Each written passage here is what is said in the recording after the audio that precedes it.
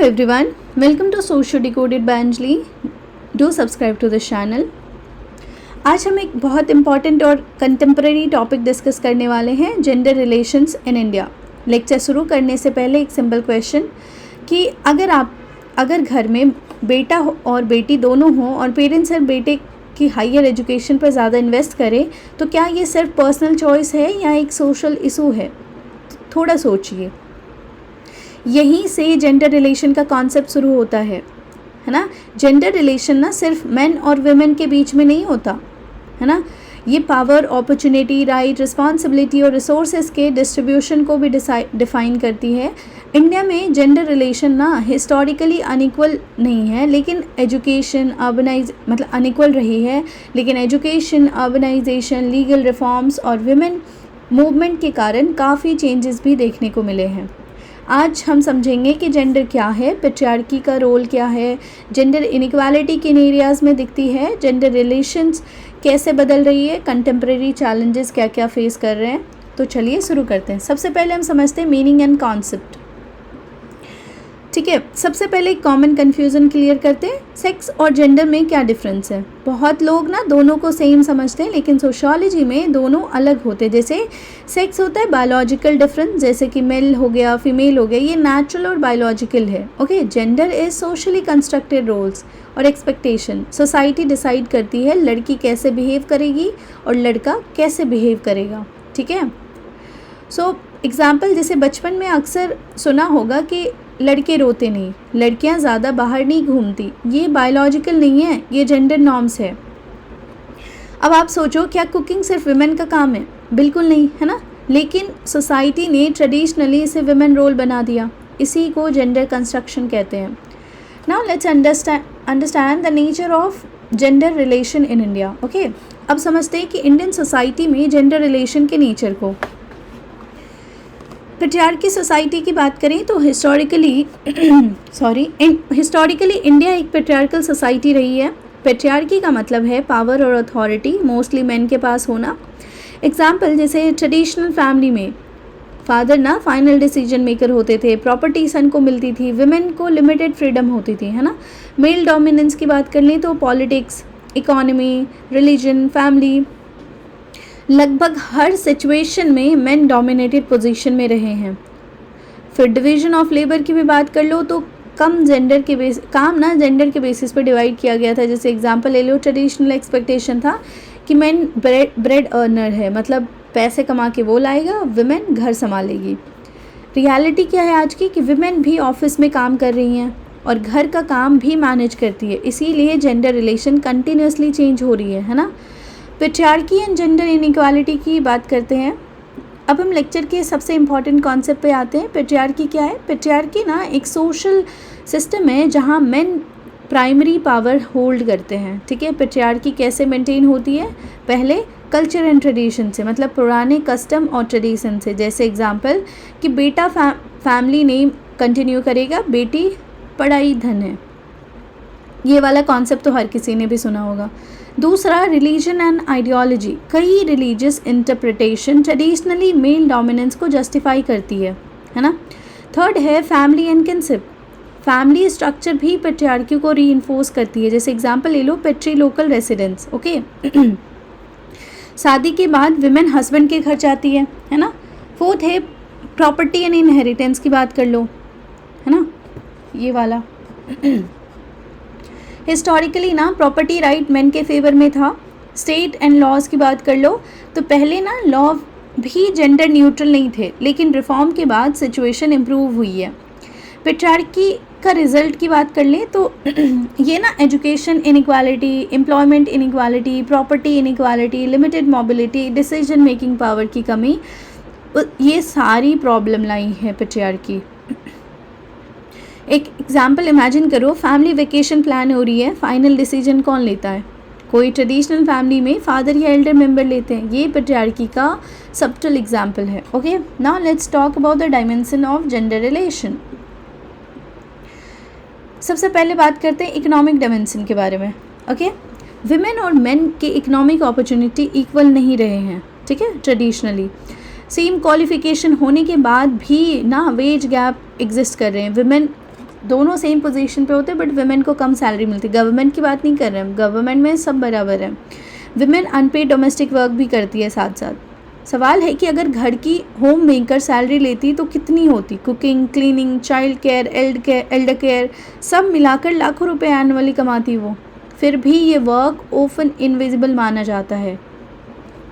फिर बात करते हैं सोशल डायमेंशन के बारे में। ओके, जेंडर सोशलाइजेशन ना बहुत इंपॉर्टेंट है। जैसे बॉयज़ को स्ट्रॉन्ग बनाओ, गर्ल्स को एडजस्ट करना सिखाओ। ये स्टीरियोटाइप ना जेंडर इनइक्वालिटी को रीइंफोर्स करते हैं। ठीक है, कल्चरल डायमेंशन की बात कर लें तो कल्चर और ट्रेडिशन ना जेंडर रोल्स डिफाइन करते हैं। एग्जाम्पल जैसे पर्दा सिस्टम हो गया, सन प्रेफरेंस हो गया, रेस्ट्रिक्शन ऑन मोबिलिटी, है ना। पॉलिटिकल डायमेंशन की बात कर लें तो पॉलिटिक्स में ना वुमेन का पार्टिसिपेशन हिस्टोरिकली लो रहा है। एग्जाम्पल जैसे लोकसभा और स्टेट असेंबलीज में विमेन रिप्रेजेंटेशन अभी भी लिमिटेड है। लीगल डायमेंशन की बात करें तो लॉज हिस्टोरिकली ना अनइक्वल थे, लेकिन ना रिफॉर्म ने सिचुएशन को इम्प्रूव किया। एग्जाम्पल जैसे equal inheritance right, protection from domestic violence, work place safety laws, ये सारे। अब बात करते हैं एरिया ऑफ जेंडर इनइक्वालिटी के बारे में। ओके, सबसे पहले एजुकेशन। हिस्टोरिकली ना गर्ल्स का एनरोलमेंट लोअर था। एग्जाम्पल जैसे पहले कई रूरल एरियाज़ में लड़कियों की स्कूलिंग प्रायोरिटी नहीं होती थी, आज सिचुएशन इम्प्रूव हुई है। दूसरा, एम्प्लॉयमेंट। विमेन वर्कफोर्स पार्टिसिपेशन ना रिलेटिवली लोअर है। एग्जाम्पल जैसे कॉर्पोरेट लीडरशिप पोजीशन में विमेन अब भी लेस रिप्रेजेंटेड हैं। हेल्थ एंड न्यूट्रिशन की बात करें तो विमेन को कई बार ना हेल्थ केयर और न्यूट्रिशन में डिसएडवांटेज फेस करना पड़ता है। फोर्थ है property and inheritance. Legally equality के बाद भी ना प्रैक्टिकल चैलेंजेस एग्जिस्ट करते हैं। अगर आप प्रॉपर्टी में इनहेरिटेंस क्लेम कर भी लिए तो कल को फैमिली बोलेगी कि चलो ठीक है, तुम्हारा मेरा अब कोई रिश्ता नहीं, है ना। डोमेस्टिक वर्क बात कर लें तो विमेन अनपेड वर्क का ना मेजर बर्डन कैरी करती हैं। जैसे एग्जांपल ऑफिस से आने के बाद भी कुकिंग और हाउस होल्ड मैनेजमेंट विमेन ही करती हैं, इसे डबल बर्डन कहते हैं। वायलेंस एंड डिस्क्रिमिनेशन की बात करें तो जेंडर बेस्ड वायलेंस एक मेजर इशू है। एग्जांपल जैसे domestic violence, sexual harassment, dowry related violence, ये सारे होते हैं विमेन पे। And the seventh one is representation, मतलब लीडरशिप पोजीशन में विमेन की प्रेजेंस कंपैरेटिवली लो है। Okay, now let's talk about the gender relation in different institution. Gender relation ना हर इंस्टीट्यूशन में विजिबल होती है। जैसे फैमिली में देख लो, फैमिली एज ए इंस्टीट्यूशन में पेट्रियार्कल कंट्रोल है, सन प्रेफरेंस होता है, बेटे बेटे मतलब राजा बेटा वाले concept. I am not offending anyone but I am talking about the society and the giving the example. Text book के हिसाब से हम बात कर रहे हैं, don't take it personally. Unequal roles, है ना। मैरिज की बात कर लें तो ट्रेडिशनली विमेन से एडजस्टमेंट की एक्सपेक्टेशन ज़्यादा होती थी। फिर किनशिप की बात कर लें तो मेल लीनिएज और डिसेंट सिस्टम डोमिनेट करते रहते थे। रिलीजन की बात करें तो मेनी प्रैक्टिसेस ना मेल अथॉरिटी को एम्फसाइज करती रहती है ना। इकोनॉमी की बात करें तो विमेंस कंट्रीब्यूशन अंडर वैल्यूड रहा है ना। स्टेट्स एंड लॉज की बात करें तो आज रिफॉर्म्स ना विमेन के राइट को स्ट्रेंथन कर रहे हैं। ठीक है, now let's talk about the changes in gender relation in India. अब पॉजिटिव साइड देखते हैं। सिचुएशन ना काफ़ी इम्प्रूव भी हुई है। जैसे एजुकेशन, फीमेल लिटरेसी और हायर एजुकेशन पार्टिसिपेशन इंक्रीज भी। बहुत सारी ऐसी फैमिली हैं जो ना बेटी की एजुकेशन पे बहुत फोकस करते हैं। बहुत ऐसे जागरूक पेरेंट्स हैं जो बहुत खर्च कर रहे हैं बेटियों की एजुकेशन पे। एग्जाम्पल जैसे इंजीनियरिंग, मेडिकल, सिविल सर्विसेज, हर फील्ड में विमेन को आगे बढ़ाया जा रहा है। इकोनॉमिक पार्टिसिपेशन की बात करें तो विमेन ना फॉर्मल हो या इनफॉर्मल सेक्टर दोनों में एक्टिवली अब पार्टिसिपेट कर रही हैं।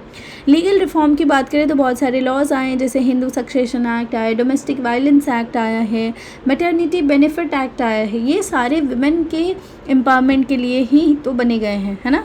विमेन मूवमेंट की बात कर लें तो विमेंस मूवमेंट ने ना सोसाइटी को जेंडर इशू के प्रति अवेयर बनाया।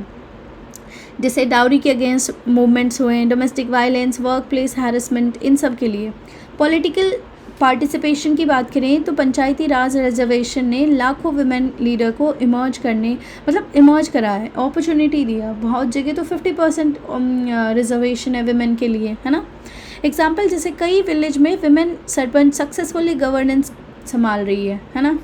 चेंजिंग एटीट्यूड, अर्बन इंडिया में ना जेंडर इक्वालिटी की आइडियाज़ ज़्यादा एक्सेप्टेड है। अर्बन इंडिया में किसी को फ़र्क नहीं पड़ता है, सब विमेन मेन इक्वल समझते हैं। रूरल में अब भी थोड़ा है, टाइम लगेगा क्योंकि ऑब्वियसली ये इतने डीप डाउन ये हैबिट में बसा हुआ है कि इसको जाते जाते कई जनरेशन लग जाएंगे।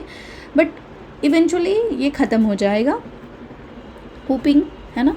कंटेम्प्रेरी इशू की बात कर लेते हैं। अब करंट चैलेंजेस डिस्कस करते हैं कि क्या करंट में चैलेंजेस है। पहला है जेंडर बेस्ड वायलेंस, स्टिल एक सीरियस कंसर्न है। दूसरा फीमेल फिटिसाइड, मतलब टेक्नोलॉजी का मिसयूज़ करके सेक्स सेलेक्टिव अबॉर्शन करना, कि मतलब चेक करना कि लड़का है या लड़की। अगर लड़की है तो फिर उसको मतलब जन्म लेने से पहले ही उसको मार देना, है ना। वेज गैप, इक्वल वर्क के बावजूद अनइक्वल पे करना, मतलब पोजीशन सेम है, एवरीथिंग इज सेम बट उनका पे डिफरेंट होता है ना। डबल बर्डन ऑफ वर्क, मतलब office plus home responsibility. Stereotype की बात कर लें तो जैसे pink for girls, blue for boys, मतलब व्हाट इज़ दिस, मतलब ये कोई सेंस बनता है क्या? गुलाबी is for girls and Neela for boys, मतलब नीला भी तो गर्ल्स के लिए हो सकता है, आई डोंट नो, है ना। ऐसा स्टीरियोटाइप आज भी एग्जिस्ट करता है। इंटरसेक्शनैलिटी, सब विमेन ना सेम एक्सपीरियंस नहीं करती जेंडर के साथ, कास्ट के साथ, क्लास, ट्राइब, रिलीजन्स भी इनइक्वालिटी को ना अफेक्ट करते हैं। जैसे एग्जांपल, एक अर्बन अपर क्लास वुमेन और एक रूरल दलित वुमेन की ना लाइफ एक्सपीरियंस काफ़ी डिफरेंट हो सकती है ना।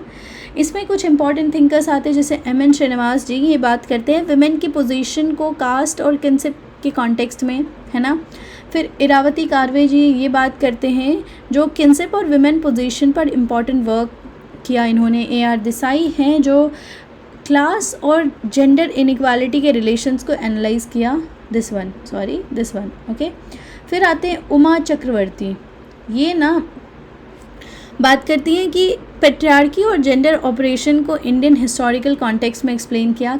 कमला भसीन हैं जो बात करती हैं जेंडर इनइक्वालिटी और वुमेन एम्पावरमेंट की स्ट्रॉन्ग एडवोकेट रही हैं, है ना।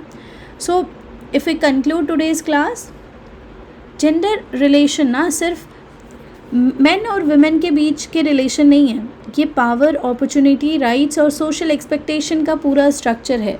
इंडिया में ना जेंडर रिलेशन हिस्टोरिकली अनइक्वल रही है, लेकिन ना education, legal reforms, women's movement, economic participation में पॉजिटिव चेंज लाए हैं। फिर भी कंप्लीट जेंडर इक्वालिटी अचीव करने के लिए ना सोसाइटी, स्टेट और इंडिविजुअल सबको मिलकर काम करना होगा। So final thought, gender equality का मतलब विमेन को एक्स्ट्रा राइट देना नहीं, बल्कि मेन और वुमेन दोनों को इक्वल अपॉर्चुनिटी और डिग्निटी देना। So thank you everyone. Next lecture में will talk about gender and caste in India. If you like this lecture, do subscribe to the channel. Till then, keep learning. Thank you so much.